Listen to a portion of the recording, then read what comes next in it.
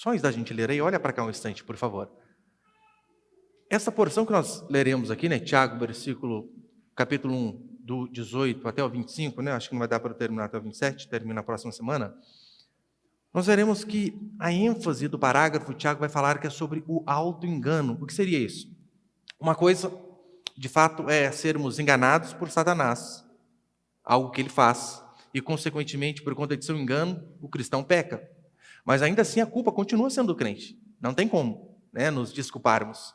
O que ele vai combater aqui são as pessoas que se auto-enganam, pessoas que, por vezes, sabem que é errado e tentam dar um jeito de burlar a sua mente para, ainda assim, fazer aquilo que não deveria ser feito. E, ao analisar a Escritura, veremos que Tiago ele é extremamente prático. Prático em que sentido? É fundamental que você leia a palavra do Senhor, que você ouça sobre a palavra do Senhor, mas que você, depois de ouvir e analisar a Escritura, que você aplique isso na sua vida. Que você, de fato, pergunte, onde eu posso usar? Como eu devo me comportar? Como eu devo agir? Isso é fundamental. Tiago é extremamente prático, porque ele vai falar da conduta cristã no meio ao qual nós vivemos. Eu sei que muitos gostam apenas de ser cheios de conhecimento teológico, isso é correto, é correto. Mas o problema é que apenas o conhecimento teológico não é o suficiente. Já cansei de indagar pessoas que têm um baita de um conhecimento, você vê, puxa, é alguém acima da média em termos de conhecimento. Pessoas que já leram inúmeros livros, mas quando você aplica a questão do evangelho à vida dela, ela fica furiosa. Uma vez eu conversava com o irmão que eu dizia para ele assim, olha, você sempre cita cristãos reformados, você fala sobre os puritanos, a história deles é fantástica, devemos sim copiá-los em relação à santidade, em relação à pureza. Só que você ama aprender sobre os puritanos. Quando eu falo sobre pureza na sua vida, você fica extremamente bravo. Você não gosta. Quando eu falo, olha a roupa que a sua filha está andando, você fica bravo comigo. Ou seja, você gosta de aprender sobre pureza. Mas quando eu falo, olha, a pureza tem que vir em você, não está acontecendo, você fica furioso. Por que é importante a gente saber isso? Porque é possível, infelizmente, saberemos muita teologia. E ainda assim, praticarmos, termos uma conduta, um comportamento diferente daquilo que nós falamos ou dizemos que queremos. Eu quero ler aí, vamos ler comigo? Tiago, capítulo 1, versículo 18 até o 25, por favor. Ouvi, abaixa só um pouquinho o retorno aqui para mim, por favor. Pouquinha coisa. Tiago 1,18, vai dizer assim: segundo a sua vontade, ele nos gerou pela palavra da verdade, para que fôssemos como os primeiros frutos de suas criaturas. Meus amados irmãos, tenham certeza disso. Todo homem deve estar pronto para ouvir, tardio para falar e tardio para se irar, porque a ira do homem não produz a justiça de Deus. Por isso, livrando-vos de todo tipo de impureza moral e vestígio de maldade, recebei de boa vontade a palavra que em vós foi implantada, poderosa para salvar a vossa vida. Sede praticantes da palavra e não somente ouvintes, enganando-vos a vós mesmos. Pois, se alguém é ouvinte da palavra e não praticante, é semelhante a um homem que contempla o próprio rosto no espelho, porque ele se contempla, vai embora e logo se esquece de como era. Entretanto, aquele que atenta bem para a lei perfeita, a lei da liberdade, e nela persevera, não sendo ouvinte esquecido, mas praticante zeloso, será abençoado em tudo o que fizer. Olha para cá, por favor. Põe o primeiro princípio ali. O tema da minha mensagem hoje é praticante da palavra do Senhor. Este é o primeiro princípio. A vida do cristão deve ser centrada na palavra do Senhor. No versículo 18, Tiago vai dizer assim, segundo a sua vontade, ele nos gerou pela palavra da verdade. Ou seja, o cristão, de fato, ele nasce através da pregação do evangelho. Ele não nasce através de um retiro com um louvorzão top, nada contra. Mas desde que se pregue o evangelho de forma que tem que ser pregada, daí não há problema. Mas se não há pregação genuína do evangelho, não há conversão. Quantas pessoas já ouvi dizer, olha, eu fui em tal evento, mas que bom que foi. Eu disse, por quê? Nossa, mas a atmosfera lá era diferente, o clima, o ambiente. Eu saí de lá, nossa, em lágrimas, chorando, emocionado. Gente, que delícia, nunca que eu tinha sentido aquilo antes, algo maravilhoso. Eu disse, sim, e o Evangelho? O Evangelho foi pregado? Isso é o mais importante. Agora, cristãos acabam sendo escravos do emocionalismo e esquecem que o mais importante é a pregação genuína do Evangelho. Spurgeon, ele diz assim, os convencidos, ou melhor, os convertidos que nascem emocionalmente, morrem quando a emoção acaba. O cristianismo não é algo emocional, de jeito nenhum. Todavia, a palavra de Deus, quando ela é pregada de forma verdadeira, e então ela é aplicada aos corações das pessoas através do Espírito Santo, não tem a ver com obra humana. A Escritura diz que este processo é chamado de novo nascimento, é quando nós recebemos uma nova vida, somos transformados em nova criatura. Então nós nascemos pela palavra, é o que diz Tiago aqui no versículo 18. Depois ele diz que aquele que nasce da palavra, ele acolhe a palavra, no versículo 21. E essa acolhida dele tem até uma certa preparação, como nós lemos aqui. Livrando-vos de todo tipo de impureza moral e vestígios de maldade. E depois de acolher a palavra, ele vai dizer, ele pratica. É de suma importância que você pegue as palavras que são pregadas no culto e diga, onde eu aplico isso na minha vida? Eu sei que na maioria das vezes aqui nós nos esforçamos para fazer aplicações necessárias no dia a dia, porque isso é o Evangelho. A aplicação é importantíssima, a sua prática, a sua conduta de vida é fundamental, porque veja, Hernandes Dias Lopes ele vai dizer que a pregação do Evangelho em si, o que seria isso? A pregação é a leitura do texto, é a interpretação do texto e a aplicação do texto. Se nós apenas lemos o texto e explicamos o texto, isso chama-se estudo bíblico. Vai trazer para você conhecimento. A pregação de verdade, ela é feita de leitura, explicação e principalmente aplicação. Eu sei que aqui muitos fazem uma diferenciação totalmente errada, porque Tiago diz que nós devemos ser praticantes da palavra de Deus. Então eles começam com aquele papinho, né? Mas nós vivemos na era da graça, a era da lei é outra, é totalmente diferente. Eu sei que você também já ouviu essa conversinha aí. Antes nós vivíamos pela obediência dos mandamentos, agora não. Agora o que importa é o amor. Fé em Jesus Cristo e amar. Mas sim, mas você precisa materializar através de comportamento que é amar. Além do mais, lembra que Jesus Cristo ele disse que ele não veio anular a lei? Ele obedeceu os mandamentos e veio dizer que você também devemos obedecer. O que Jesus fez foi cumprir de fato a lei cerimonial. Mas quem disse que é a lei moral? Nós não precisamos mais obedecer. A lei cerimonial qual era? Principalmente aquela em relação à morte de animais no templo. Lembra? Alguém pecava, tinha que trazer um animal, trazer o cordeiro, e aquele cordeiro era sacrificado para que o pecado da pessoa fosse apagado, fosse perdoado por Deus. Então eles dizem assim, olha, a era da graça, não precisamos mais dessas coisas. Mas quem disse que a era da graça, que nesta era, nós podemos deixar de lado o não matarás, o não adulterarás? Ora, isso é da lei. Jesus Cristo cumpriu a lei cerimonial, mas a lei moral continua vigente. Continuamos tendo que obedecê-la. Eu sei que muitos nos chamam de legalistas por conta disso. É por conta desse entendimento errado. Porque eles dizem, não, o que importa é amar. O amor venceu. Só falta lá isso. O que importa é amar. Mas veja, João 14, 21, olha o que Jesus diz. Aquele que tem os meus mandamentos, e aí eles obedecem, esse é o que me ama. E aquele que me ama, ou seja, que obedece, será amado por meu Pai, e eu o amarei e me manifestarei a ele.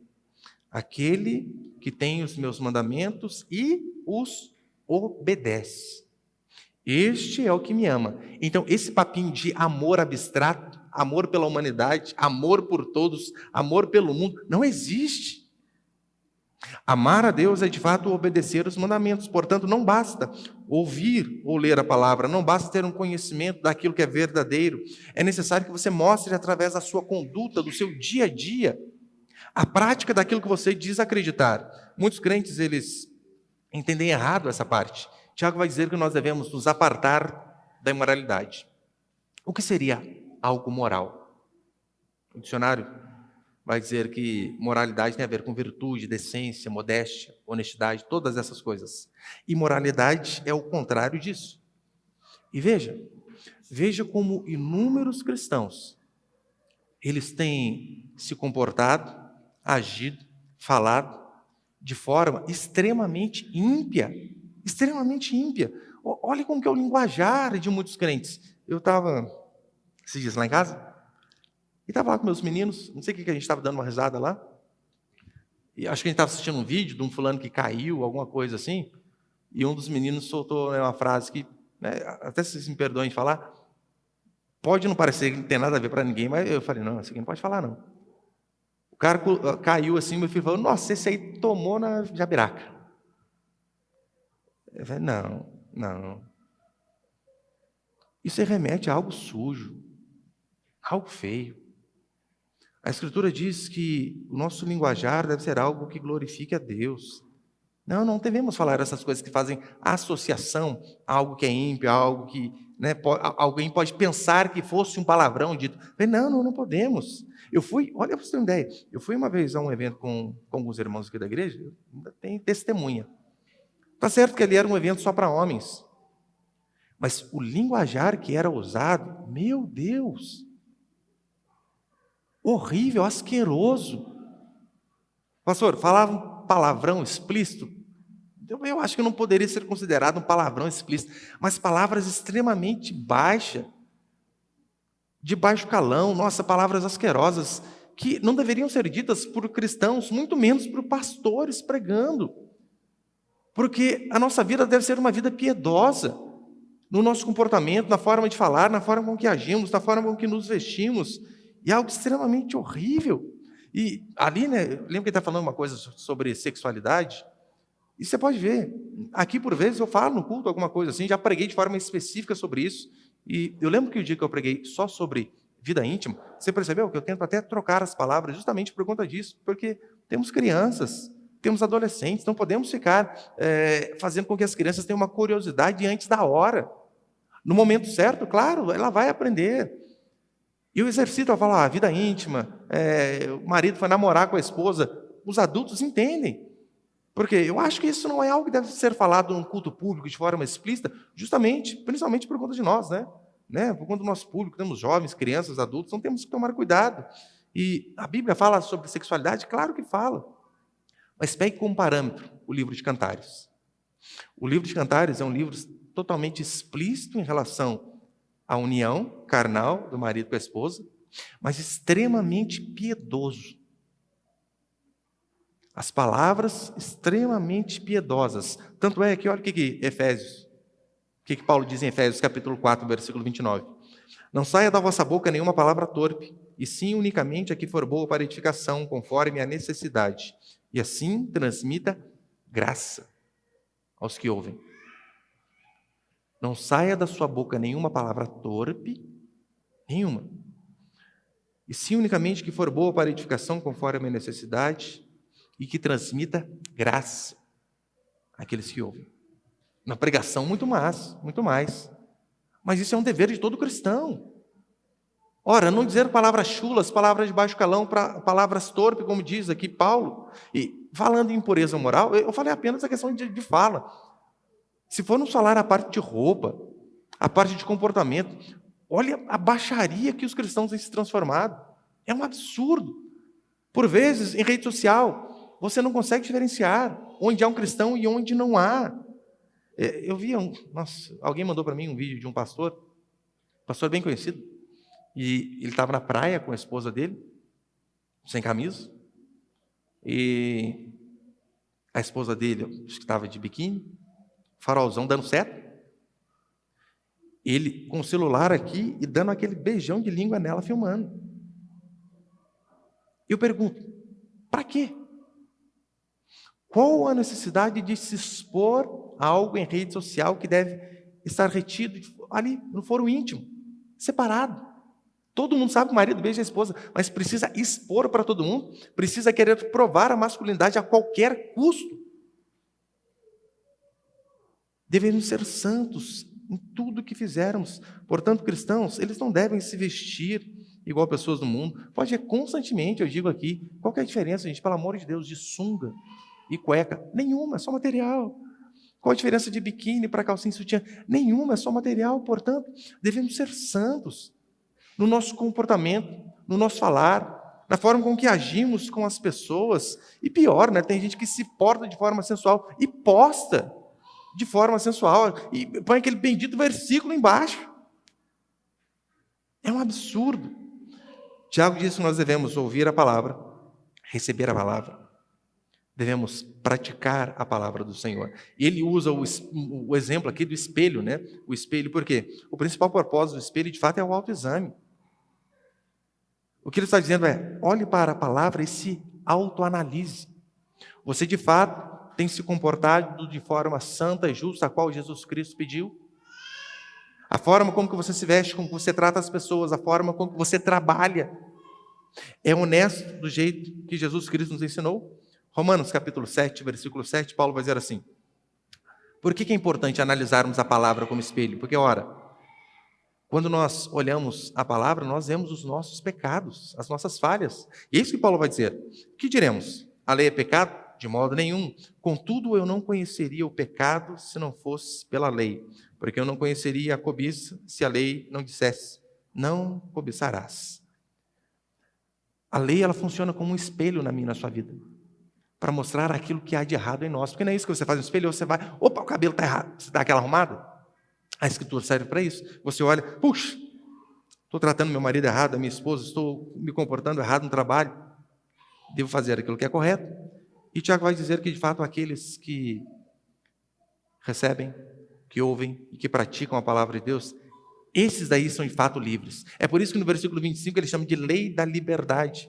Porque eu sei que os ímpios acham que nós somos presos a um conjunto de regras, a um conjunto de doutrinas. Olha, está vendo? O fulano ali não pode beber, não pode fumar, não pode trair, não pode ver isso, não pode ver aquilo. Não, a Bíblia diz que não somos nós que somos escravos. Eles são escravos, porque aquele que comete pecado é escravo do pecado. Todavia, aquele que conhece a verdade, como diz João 8,32, este é o que é livre. Portanto, o cristão, ele é o único que pode não pecar. O ímpio não tem essa escolha. O ímpio, ele é vendido, ele é escravo do pecado. Agora o cristão não. Santo Agostinho diz assim, torna-me teu escravo, ó Deus, e então serei livre. Porque, de fato, só quem é escravo de Cristo consegue ser livre das amarras do pecado. E segundo e último princípio, põe ele, por favor.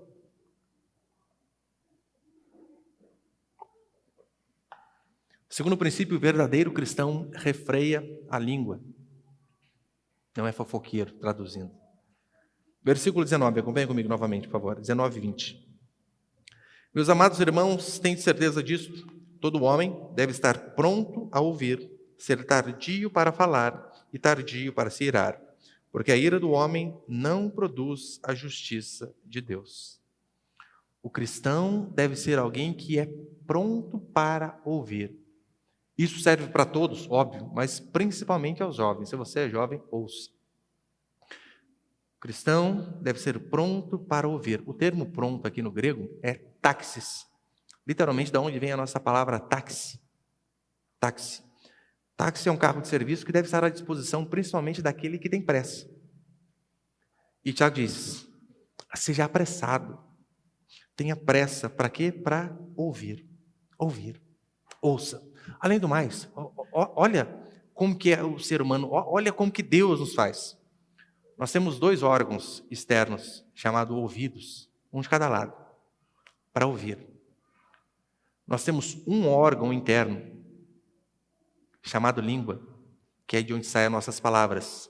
E este órgão que transmite palavras fica emuralhado atrás dos dentes. De fato, passando uma mensagem bem clara, né? Ouça muito mais, escute muito mais e pense 2 vezes, 10 se necessário, antes de falar. E sejamos sempre prontos para ouvir a voz de Deus, ouvir a voz da nossa consciência, ouvir os nossos pais. Quarta-feira eu disse isso aqui. Se tem uma coisa que você que tem pai, você deveria fazer é aprender a ouvir a cada dia mais os seus pais. Não importa o grau de escolaridade que eles tenham. Não importa se eles saibam falar 1, 2, 10 idiomas ou não saibam falar o português corretamente. Ouvir os pais é se dar bem na vida. Sejamos prontos para ouvir pastores, os nossos líderes, que estão ali de fato para nos ajudar, para nos auxiliar. ouvir o irmão mais experiente, o irmão mais velho. Estamos, infelizmente, perdendo este interesse por ouvir.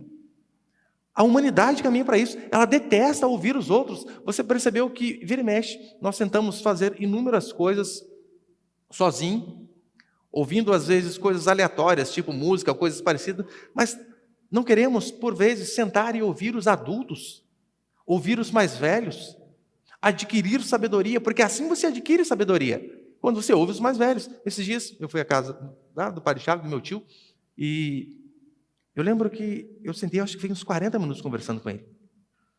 Eu perguntava e ficava ouvindo. Perguntava outra coisa, isso aqui, tio, ele falava. E como que era fulano? Isso, nossa, é uma sabedoria fantástica. Aprender a ouvir é fundamental. Só que nós não queremos ouvir, estamos perdendo esse interesse. O resultado disso, famílias extremamente fragmentadas. Chega-se à noite, cada um vai para um canto do mundo, dentro do seu celular. Um está longe, um está perto, um está lá, um está aqui, e não tem mais conversa. O ideal talvez seria, por exemplo, deu 7 horas da noite, acabou o celular para todo mundo aqui. Acabou tela, acabou televisão, o que tiver. Vamos conversar. Vamos ouvir uns aos outros. E o resultado das pessoas não ouvirem mais é isso. É a destruição da família. É uma sociedade totalmente fragmentada. E sabe a causa da falência de muitos casamentos? Falta de diálogo. Não há conversa. Há apenas 2 pessoas querendo falar o tempo todo, mas nenhuma delas quer ouvir. E olha, eu nesses quase 20 anos que eu tenho de igreja, eu já aconselhei inúmeros casais, inúmeros. E eu lembro uma vez, foi bem peculiar, né? O casal estava passando por um problema, e eu cheguei lá, eu falei, irmã, o que está acontecendo? Sentei com os dois, o que está acontecendo? Ela começou a falar, o marido já retrucou, não. Eu falei, irmão, calma aí, deixa a sua esposa falar. Ela começou a falar, ele retrucou de novo. Eu falei, irmão, você precisa ficar em silêncio, para que a sua esposa fale, e depois, o contrário. A mulher falou, e eu disse, e qual que é o seu lado? Fale, a sua versão. Ele começou a falar, ela começou a interromper. Mas as coisas não foi assim, ele vai mudar a história, que não sei o quê, porque eu vou sair de culpado de novo. Eu falei, irmã, mas calma aí, ele ficou quieto, você precisa ouvir agora. Eu lembro que depois que um ouviu o outro, eles falaram assim, pastor, é só isso que a gente precisava, está resolvido. Mas calma aí, mas eu não falei nada. Aí eu percebi, é verdade, eu não precisei falar nada. Eles precisavam, na verdade, se ouvir. É um dar ouvido ao outro. E assim funciona. Falar é uma necessidade básica, mas ouvir é uma responsabilidade vital se nós queremos ter bons relacionamentos, seja no casamento, seja com amigos, em qualquer lugar. Porque no campo da amizade funciona do mesmo jeito. Quer fazer amigos de verdade? Eu vou te dar uma dica apenas. Ouça essa pessoa. O ser humano ele é carente por quem dê ouvidos a ele. Ele quer. Então, se você gasta ali 15 minutos do seu tempo ouvindo a pessoa, pode ter certeza que aquela pessoa fala, nossa, fulano é gente boa demais. Você não falou nada. O que você fez? Você ouviu. Ouvir é fundamental no âmbito familiar. Não deixe. Não deixe de ouvir seu pai, sua mãe, seus filhos. É fundamental. Tem um versículo que quase todo dia eu falo para os meus filhos. Sempre lembro eles. Provérbios 1:8. Meu filho, ouve a instrução de teu pai e não despreze o ensino da tua mãe, pois serão como uma coroa de graça para a tua cabeça ou colares para o teu pescoço. Ouve, filho. Escute-nos. Que você tiver em dúvida, não sei o que eu faço, se nós falamos, faz tal coisa, faça.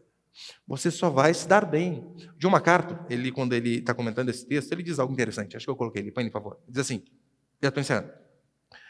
É estimado que, em média, as pessoas falam 18.000 palavras em um dia, o suficiente para preencher 54 páginas de um livro.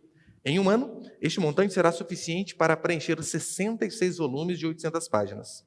Assim, em média, as pessoas passam 1/5 de seu tempo de vida falando. O ser humano adora falar. E Tiago vem e diz o seguinte, ouça mais do que fale. Reflita antes de falar, pense antes de falar. Você não precisa ser o falastrão que gosta de demonstrar para todo mundo que sabe tudo, não precisa. Você não precisa dar opinião sobre tudo, não. Aprenda a ouvir mais. Aprenda a ouvir mais. Mateus capítulo 12. Por que é importante você pensar muito bem antes de falar? Olha o que Jesus vai dizer em Mateus 12, 36. Digo-vos que de toda palavra frívola que proferem os homens, dela darão conta no dia do juízo. Porque pelas tuas palavras serás justificado e pelas tuas palavras serás condenado. Palavra frívola é uma palavra dita sem o labor de pensar. Sabe aquela pessoa que simplesmente fala? Você pergunta alguma coisa e ela não se dá o trabalho de raciocinar para emitir opinião quando de fato a opinião é pedida. Simplesmente fala. Cuidado. Você vai dar conta disso. E via de regra, quem muito fala, erra mais. Erra mais. Tem até um ditado popular que diz assim, né? Quem fala muito dá bom dia a cavalos. Quem fala mais, a tendência é se enroscar. Meu filho, acho que vai daqui a uns 15 dias, fazer a segunda fase do exame psicológico da Polícia Militar. Ele vai ser entrevistado por psicólogos. Eu disse a ele, fecha a boca. Responda só o que for perguntado. Não fique enfeitando. Não fique querendo demonstrar uma sabedoria que talvez você não tenha. Apenas responda o necessário. Porque é preciso saber a hora de falar e também o que falar. Quando você estiver em um grupo de pessoas, seja na igreja, seja no trabalho, seja com amigos, seja na família, qualquer grupo de pessoas, exercite fazer o seguinte exercício mental. Pergunte-se a si mesmo: o que eu vou falar? Em primeiro lugar, é algo verdadeiro? Depois, é algo oportuno? Porque você pode dizer a verdade numa hora inoportuna. Olha, eu já fiz muito velório, né? Velório é sempre triste. E às vezes morre parente de alguém e não tem ninguém, alguém me chama, pastor, tem como lá fazer o velório de fulano? E às vezes quem está morto é o Zé Droguinha, que a vida inteira foi o cão chupando manga. E eu estou lá. Você acha que convém eu, num momento desse, falar assim, Senhor, abençoa a família, porque isso aqui o senhor não vai ter trabalho não, porque nem vai ficar com o senhor aí, né? Não convém. É uma verdade. A princípio, é o que tudo indica, sim. É o que tudo indica, sim. Mas é algo inconveniente para se falar naquele momento. Então, pergunte-se, é verdadeiro? É oportuno? Edifica. O que eu vou falar vai trazer edificação para essas pessoas? Por isso que esse papinho, né? Não, eu sou o sincerão. O que tem para falar, eu falo na cara, e eu falo mesmo. Esse é o meu jeito. Não, você não é o sincerão. Por vezes você é chato, inconveniente. E está dando opinião quando não pediram. Aprenda. A ouvir mais é falar menos. Porque se você não tem nada para falar e que edifique, restrinja. Fique com silêncio. Se ninguém pediu sua opinião, guarde para você. Você sabia que a pessoa que mais se importa com a sua opinião é você mesmo? Na maioria das vezes ninguém está preocupado com ela. É só você, é só você. E como cristãos nós devemos, claro, questionar, né? Será que aquilo que eu falo transmite graça aos que ouvem?